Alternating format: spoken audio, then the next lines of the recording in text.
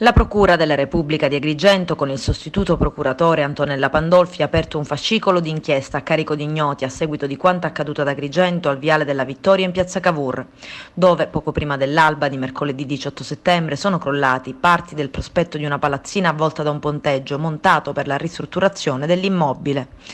L'ipotesi di reato avanzata è quella di disastro colposo. A quanto pare uno dei primi passaggi che dovrà essere effettuato dovrebbe essere quello di una perizia tecnica.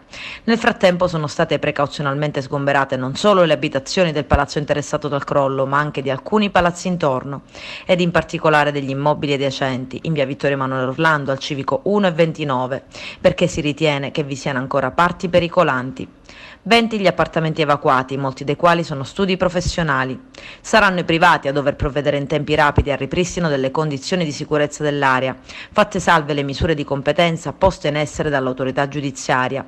A disporlo con un'ordinanza è stato il sindaco di Agrigento Lillo Firetto. Con la medesima ordinanza è stato disposto il divieto di transito in via Vittorio Emanuele Orlando fino alla porzione di piazza Cavour interessata dal sequestro da parte dell'autorità giudiziaria.